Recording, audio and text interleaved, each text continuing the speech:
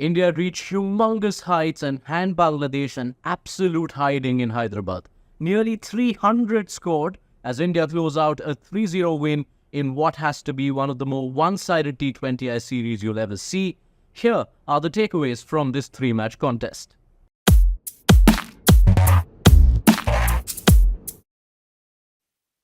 Isn't Sanju Samson a sight to behold when he comes good? He'd missed his chances in the first couple of games. This a rare series where Samson's got a consistent run of games at a consistent batting position, but he came good at the last time of asking, and how?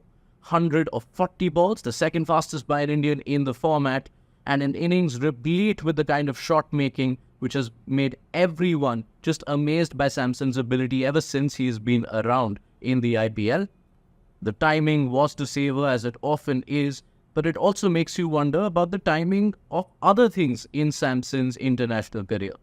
In late 2023, he hit an ODI 100 in the last game in South Africa, but that was right before India embarked on a T20 run, not to play an ODI for the next 6 months.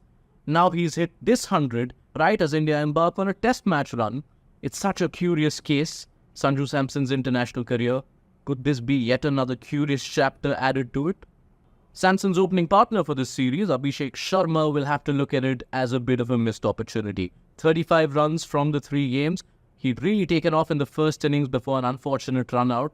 And you can't be too critical of someone who's so new in international cricket.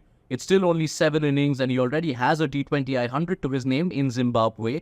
But what Abhishek Sharma will know from the story of Samson, from the story of so many others in recent years, is that the competition in Indian white ball cricket is cutthroat. When you get the opportunities, you have to make the absolute most of it, and in that sense, this series is a bit of a missed chance. No missed chances though from Hardik Pandya, who displayed the full range and might of his finishing ability in T20s. 11 fours and 8 sixes from just 53 balls faced, with notable contributions in each match this series for Pandya, and that presents such a sea change from the IPL. I mean, I know he's already had his redemption arc with the T20 World Cup and the way it finished, but you consider Hardik Pandya and all of his all-round abilities, it is his finishing skills that brought him to the fore, which are his biggest USP. So for Pandya to be rediscovering his finishing touch and showing signs of being back to his best bode well for player and team going forward. On the bowling front, the 2 newest faces in the setup stood out the most for India. There's Mayank Yadav, such an exciting prospect given his first opportunity, and he's had a solid start. Bowled his 4 overs in all 3 games. The pace was never a problem. He troubled Bangladesh's batters all throughout, and he kept things tidy, which can be tricky as we've observed with new fast bowlers when they come into international cricket. So a solid start for Mayank Yadav to life as an international cricketer, and also solid from Varun Chakravarthy, who returned to the setup after more than 3 years out of it.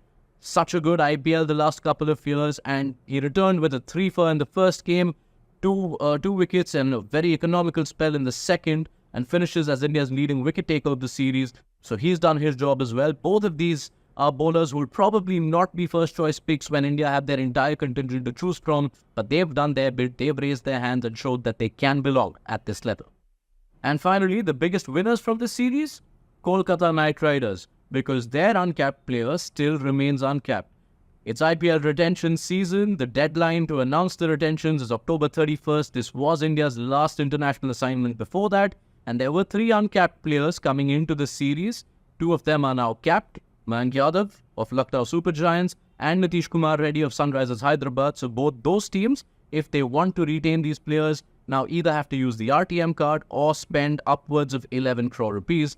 But for KKR, Harshit Rana, who was such a vital cog of their title-winning side earlier this year, remains uncapped, which means he can be retained at the fee of INR 4 crore.